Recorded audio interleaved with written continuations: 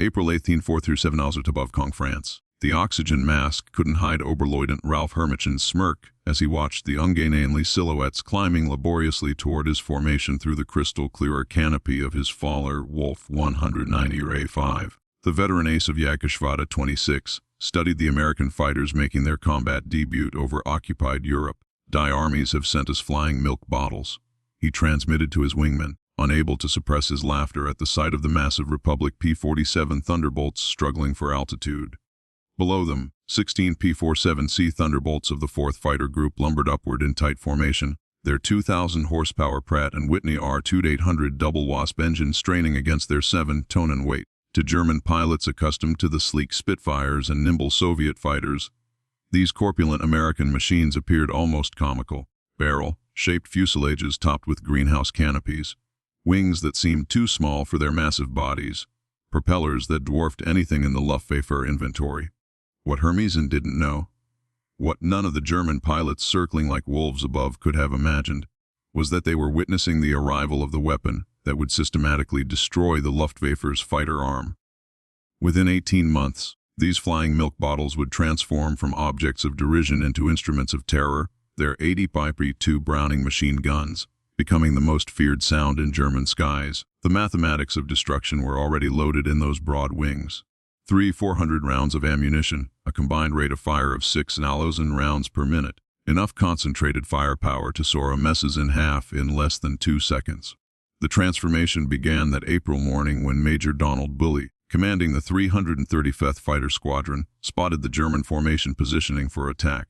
The former Eagle Squadron veteran, who had transferred from RAF Spitfires just weeks earlier, understood what his men didn't yet know. That survival in the P-47 required abandoning everything they thought they knew about air combat. The Thunderbolt represented a radical departure from conventional fighter design philosophy.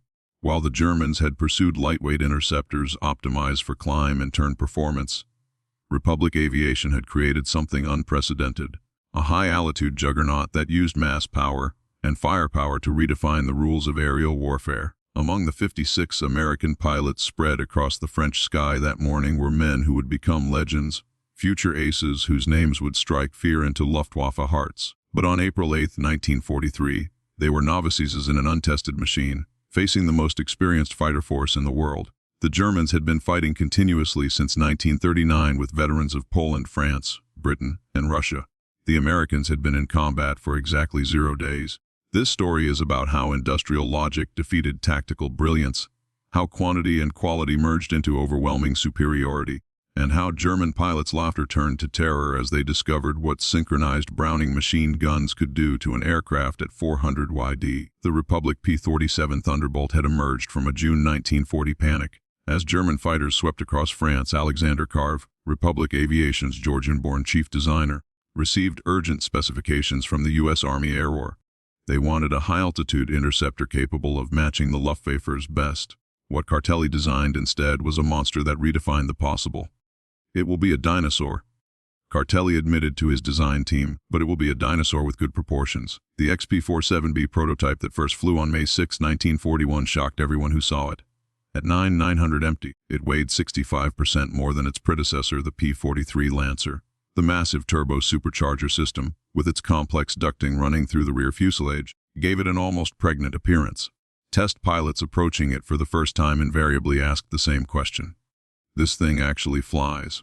Not only did it fly, it flew like nothing else at altitude. The Pratt & Whitney R2800 double Wasp engine, an 18-cylinder radial producing 2,000 horsepower, could maintain full power at 27,000 feet where German fighters gasped for air. The turbo supercharger, fed by exhaust gases, delivered sea-level performance in the stratosphere, where the air was too thin for conventional superchargers. Major Hubert Hubzake, commanding the 56 Fighter Group, training at Bridgeport, Connecticut, initially despised the aircraft. His unit lost 18 pilots and 41 aircraft in training accidents between September 1942 and January 1943. The P-47 killed more Americans in training than Germans would in the first months of combat.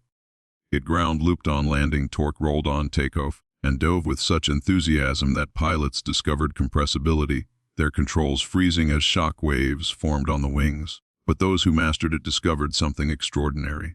Lieutenant Robert Johnson, A farm boy from Oklahoma who would become one of America's top aces with 27 victories, described his first flight. It was like strapping yourself to a locomotive. The power was unbelievable. You didn't fly it, you aimed it. The first combat encounters in April and May 1943 confirmed every German prejudice. The P-47s couldn't turn with the Faller Wolf 190s, couldn't climb with the Messet 109s, couldn't match their nimble handling at medium altitudes. Luftwaffe pilots quickly developed tactics to exploit these weaknesses, attacking from below where the heavy Thunderbolts struggled, forcing turning fights where agility mattered more than firepower. Hutchman Laisif Pips Priller, commanding officer of Yakashvata 26, reported to headquarters after his first encounter. The new American fighter is meat for the slaughter. It flies like a truck, turns like a freight train, and climbs like a pregnant cow. Our boys are calling them Indiana, fat targets pretending to be warriors. The statistics seem to confirm German confidence. In their first month of operations, the American fighter groups lost 14 Thunderbolts for only 3 confirmed German kills. The RAF, observing from their Spitfire squadrons, quietly suggested the Americans might reconsider their choice of mount. British pilots joked that the best evasive maneuver in a P-47 was to unstrap and run around the roomy cockpit. But something strange was happening in those early encounters that German intelligence failed to notice. The P-47s that were shot down had absorbed incredible punishment before falling. One aircraft returned from a May 4th mission with 21 cannon holes and over 100 machine gun strikes.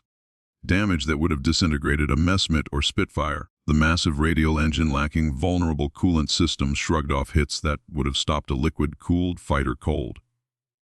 More significantly, when P-47s did get their guns on target, the results were catastrophic. The Thunderbolt's weapons battery created a convergence zone of destruction that German pilots had never experienced. Unlike the rifle-caliber weapons of early war fighters, or the cannon with limited ammunition, the American fighter could maintain sustained fire for over 30 seconds, an eternity in aerial combat. The event that would begin changing German perceptions occurred on June 26, 1943 over Lazo, France. It involved Second Lieutenant Robert S. Johnson of the 61st Fighter Squadron, and an encounter that would become legendary on both sides of the conflict. Johnson's formation of 48 P-47s was returning from escort duty when they were bounced by 16 Faller Wolf 190s from Tugag's 26 led by Headman Wilhelm Fardengalland, younger brother of the famous Adolf Galland. The Germans executed a perfect attack, diving from the sun with overwhelming speed advantage. Johnson's Thunderbolt, flying at the rear of the formation, was caught in the crossfire of multiple attackers, taking catastrophic damage in the first seconds of combat. 21 and 20 mm cannon shells exploded across his aircraft. The canopy shattered, hydraulic fluid sprayed into the cockpit. The engine cowling was torn away, and fire erupted behind the instrument panel. Johnson, wounded in the nose and leg by shrapnel and bullet fragments, tried to bail out, but discovered the canopy was jammed. A 20 mm shell had exploded in the canopy track, welding it shut. He was trapped in a dying aircraft at 27,000 feet. What happened next defied every assumption about combat damage tolerance. Despite having no forward visibility through the oil-covered windscreen, a barely functioning engine that shook violently, and controls that responded only intermittently, Johnson managed to level the aircraft and point it toward England. The P-47 continued flying with damage that would have reduced any other fighter to falling debris. Then it got worse. A lone Focke-Wulf 190 flown by an unknown pilot from 2JG-26 discovered the crippled Thunderbolt limping toward the channel at less than 170 mph. Historical research has never definitively identified this pilot, though several names have been proposed based on German combat reports from that day. What followed was one of the most extraordinary encounters in aerial warfare history. The German pilot positioned himself behind Johnson's P-47 and opened fire with his 420 mm cannon and 213 mm machine guns. Johnson, unable to evade, could only huddle behind his armor plate and pray. The Thunderbolt absorbed the entire cannon ammunition load. Then the German repositioned and fired again, this time with only his machine guns.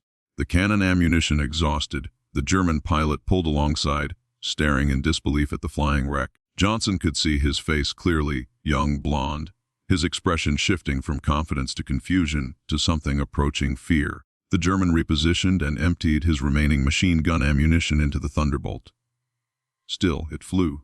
He pulled alongside again, shook his head in apparent amazement, gave an informal salute, and peeled away, presumably out of ammunition. Johnson's P-47 landed at Manston with its engine failing on the runway. The crew chief stopped counting bullet holes after reaching 200. One cannon shell had exploded inches from Johnson's head. Another had detonated against the armor plate behind his seat. The engine had taken direct hits. The control cables were partially severed. 3 of the 4 main longerons, the structural backbone of the fuselage, were shot through. Yet the aircraft had brought him home. The survival of Johnson's aircraft sent shock waves through both air forces.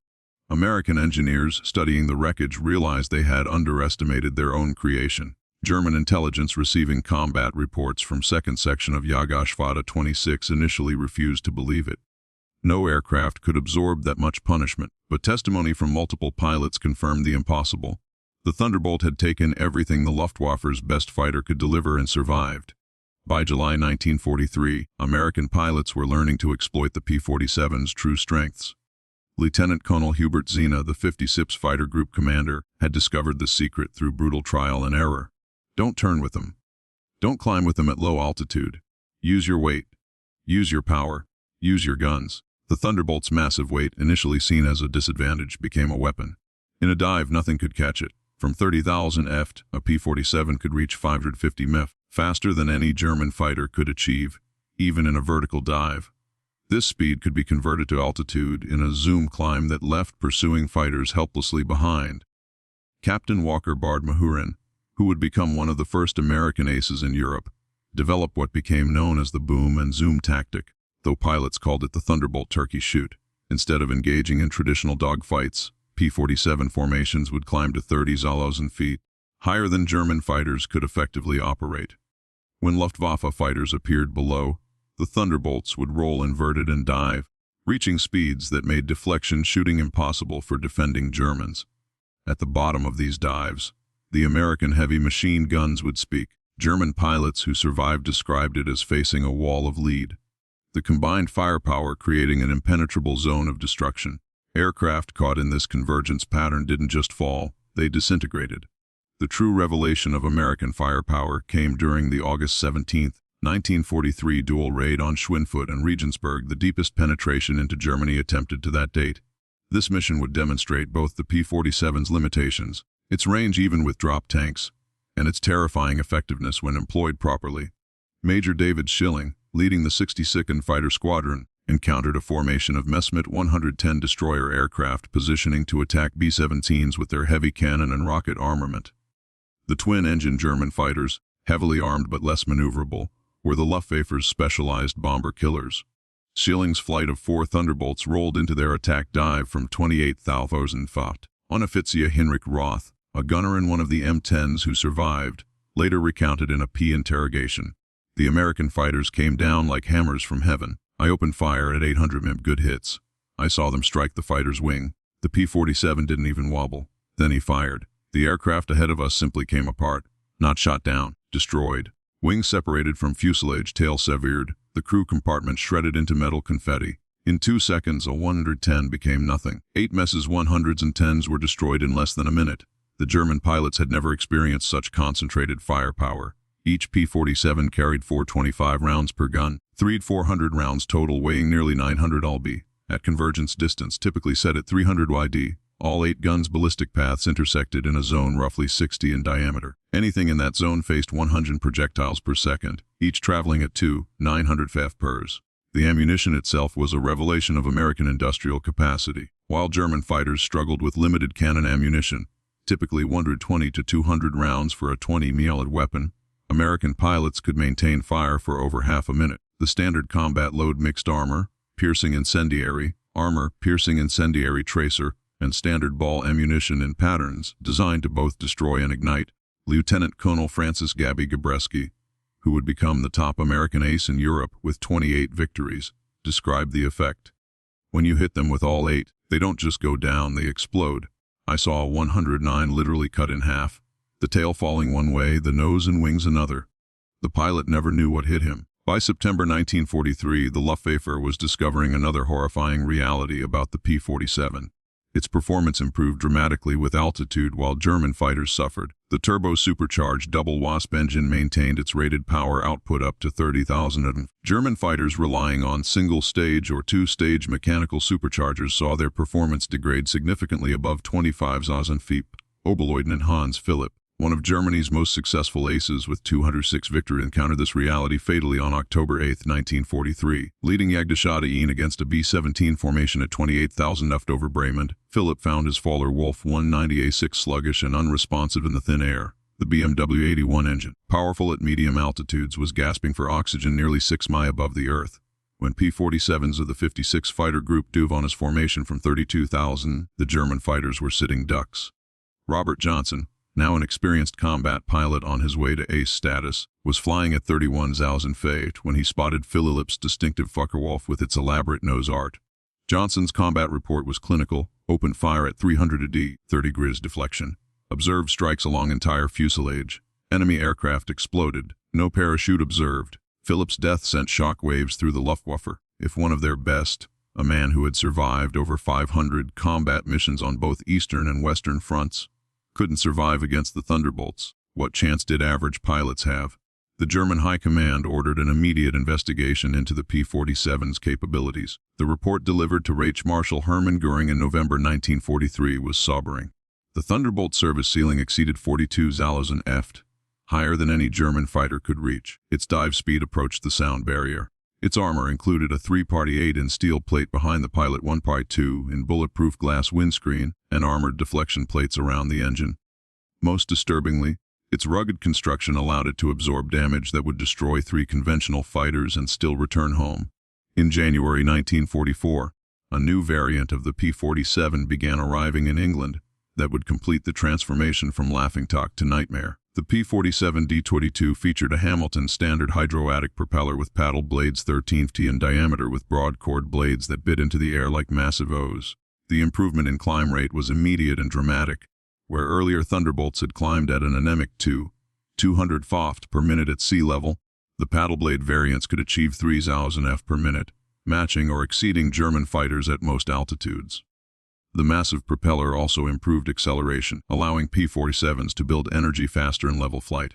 Headman Heinz Knoker of Jagdgeschwader 11, a veteran with over 200 combat missions, encountered the new variants in February 1944 during a bomber interception near Hanover. He wrote in his combat diary, "The fat American fighters have learned to climb. We bounced a formation near Hanover, expecting our usual advantage. They turned into us and climbed with us. When we tried to disengage, they followed us up to 30,000 feet. Schmidt was caught and blown apart.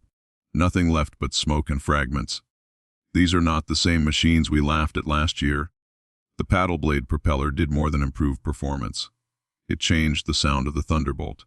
The distinctive thundering roar created by the blade tips reaching supersonic speeds could be heard from miles away. German ground troops reported being able to identify approaching P-47s by sound alone, a deep threatening rumble that meant death from above. They began calling it Donnerschlag Thunderclap. By March 1944, P-47s equipped with external fuel tanks could escort bombers deep into Germany. The standard configuration carried 2 100 wing tanks or a 75 belly tank, extending range to over 1,000 mi.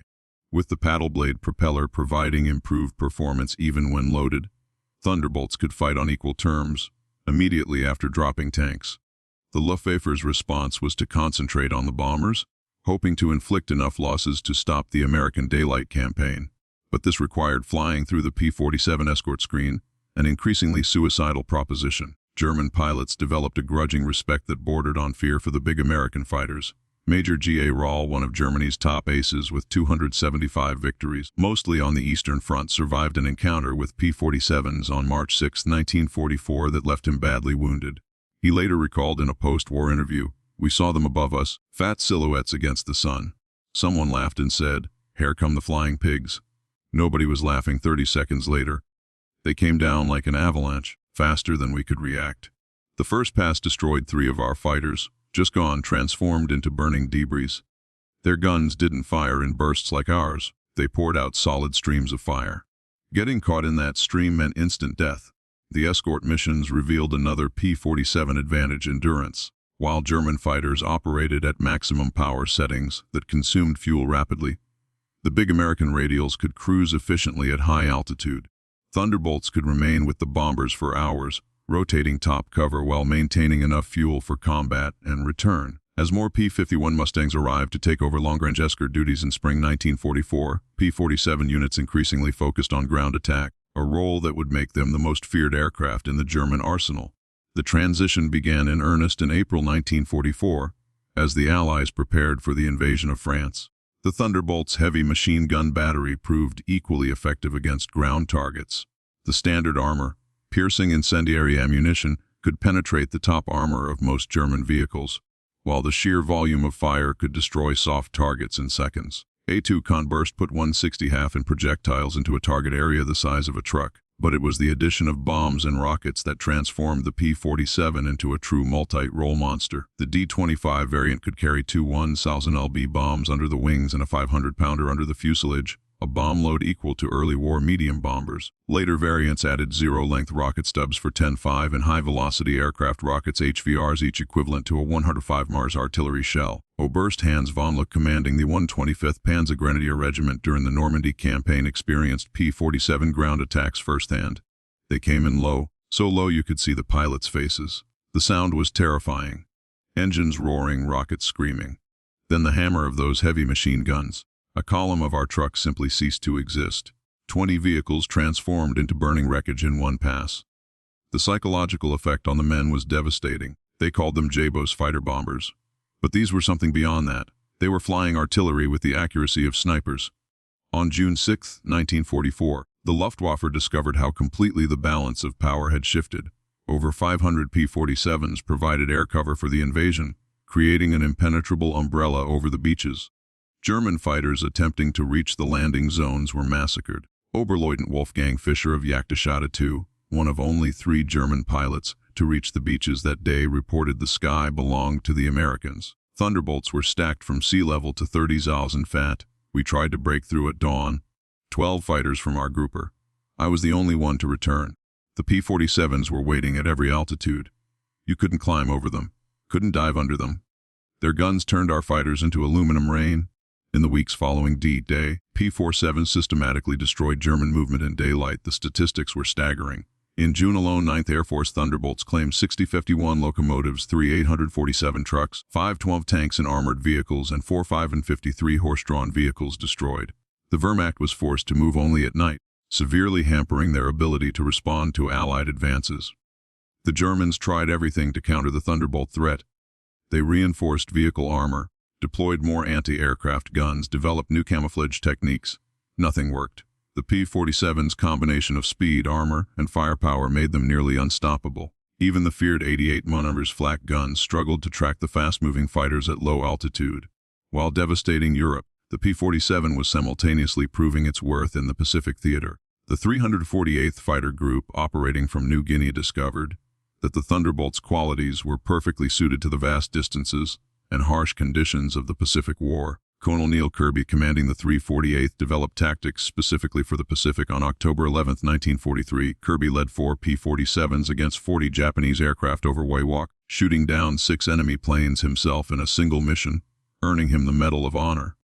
The Japanese, accustomed to fighting nimble but fragile American fighters, were unprepared for the P-47's combination of firepower and durability.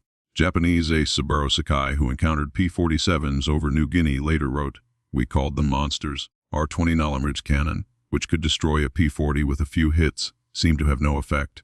I put dozens of rounds into one Thunderbolt and watched it fly away. Their return fire was terrifying.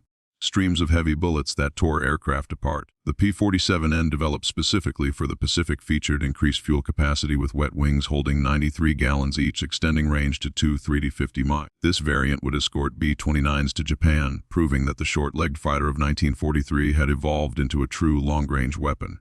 Perhaps the ultimate vindication of the P-47's evolution came in its encounters with German jet fighters. The Messerschmitt Me-262, with its 540 mph top speed, should have been untouchable by propeller-driven fighters. But Thunderbolt pilots discovered they could catch jets in 2 situations: during takeoff and landing, when jets were most vulnerable, and in high-speed dives from altitude. On November 27, 1944, Lieutenant Colonel John Seed, mayor of the 352nd Fighter Group, became one of the first pilots to shoot down an M262 with a P-47. Diving from 28,000 feet, Meare's Thunderbolt reached speeds approaching 500 mi, fast enough to catch the jet in level flight. The jet pilot, confident in his speed advantage, never saw the diving P-47 until Meare's guns opened up at 400 wadi. Meare's combat report noted, the enemy aircraft disintegrated under fire. Large pieces, including both engines, separated from the fuselage. The pilot did not escape. The concentrated fire of 150 caliber guns proved more effective than we anticipated against jet aircraft. By early 1945, specialized P-47M variants were deployed specifically to counter German jets and V-1 flying bombs. With water methanol injection boosting power to 800 horsepower and refined aerodynamics, these ultimate Thunderbolts could reach 470 men in level flight at 30,000 f, fast enough to intercept even jets under certain conditions. Major George Bostwick, commanding the 63rd Fighter Squadron equipped with P-47s, shot down 2 Tu-62s in March 1945. His tactical report emphasized firepower over speed. The jets are faster, but they can't turn and they can't take punishment. One good burst from our battery, and they come apart like they're made of paper. They have to slow down to attack bombers. That's when we get them. The ultimate demonstration of American industrial might came during Operation Bodenplatte, the Luftwaffe's desperate attempt to destroy Allied air power on January 1, 1945. Nearly 900 German fighters, including their best remaining pilots, launched surprise attacks on Allied airfields across Belgium and the Netherlands. At Y-34 airfield near Metz, home to the 365th Fighter Group's P-47s, the attack initially succeeded. German fighters destroyed 22 Thunderbolts on the ground along with several other aircraft. A captured German pilot, brought to the command post, pointed at the burning aircraft and taunted. What do you think of that?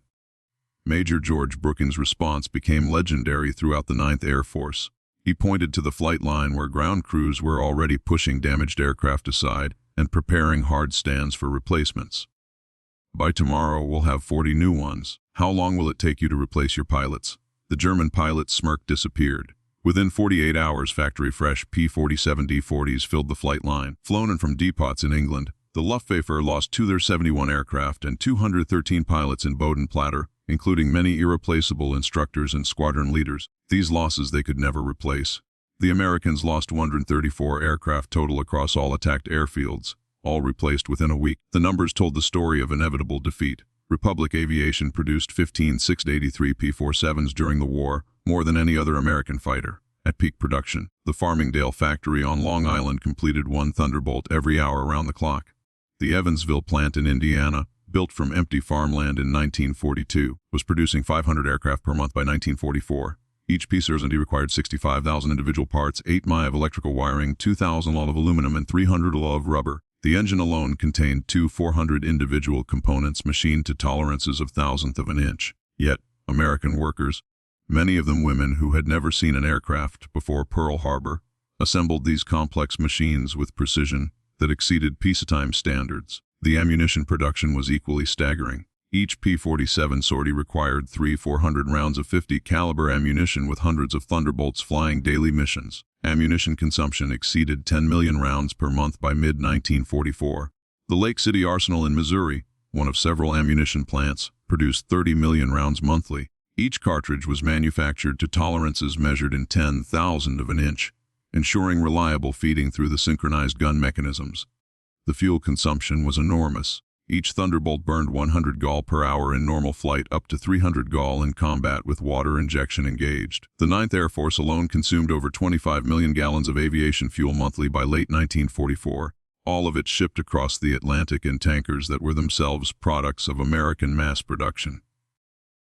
Even more impressive than aircraft production was pilot training. By 1944, the United States was graduating 30,000 pilots annually from advanced training, more than Germany had trained in the entire war. Each P-47 pilot received a minimum of 400 hours of flight training before entering combat, including 100 hours in advanced fighters. German pilots, by contrast, were entering combat with less than 100 hours total time by war's end. The quality showed in combat. American pilots arrived in Europe trained in formation flying, instrument navigation, gunnery, and tactics. They had practiced against captured German aircraft, understanding their enemy's capabilities and limitations. They knew their aircraft systems intimately, having studied technical manuals that German pilots never received. Lieutenant Eugene Roberts, arriving in England in September 1944, exemplified the American training advantage. I had 420 hours in my logbook, including 75 hours in the P-47. I'd fired at towed targets, practiced deflection shooting, studied gun camera film from actual combat. My first mission, I knew exactly what to do. The German pilot I faced couldn't have had half my experience. It wasn't even a fair fight. In March 1945, Oberstleutnant Josef Priller, the same pilot who had mocked the P-47s as pregnant cows 2 years earlier, was interviewed by German propaganda officials seeking to boost morale. His statement, deemed too demoralizing for publication, revealed the complete transformation in German attitudes. The Thunderbolt is the best fighter bomber ever built. Its firepower is unprecedented. Weapons that never jam, never overheat, never run out of ammunition in normal combat. It carries bombs like a medium bomber, fires rockets like artillery, and fights like a fighter when needed. But beyond the machine is what it represents. Unlimited American production. They lose 10, they build 20. We lose one, it's gone forever. Their pilots arrive better trained than our instructors. They have fuel for training, ammunition for practice, spare parts for everything. We have nothing but courage, and courage without resources is just delayed defeat. We laughed at them in 1943. We're not laughing now. When you hear those guns, you know death has come calling. The sound haunts us. Mechanical, precise, unstoppable. Like everything American, it's about overwhelming material superiority. They didn't beat us through better tactics or braver pilots. They buried us under an avalanche of steel and lead. By April 1945, the Luftwaffe existed largely on paper. Fuel shortages grounded most aircraft. Experienced pilots were dead or captured. Airfields were cratered ruins. But even with aircraft and fuel, German pilots faced an impossible equation. Attacking meant facing P-47 formations that owned every altitude from ground level to 40 Zelosenft. Feldwebel Klaus Brechender, one of the last German pilots trained in 1945, flew exactly one combat mission before the war ended.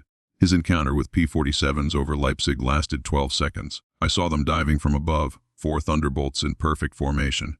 I tried to turn, but they were too fast. The leader fired from 500 m. My aircraft shook like it was hit by sledgehammers. The engine exploded, the wing separated. I barely escaped. In the parachute, I watched them destroy my entire staff. 6 fighters gone in under a minute. The sky rained, burning aluminum and bodies.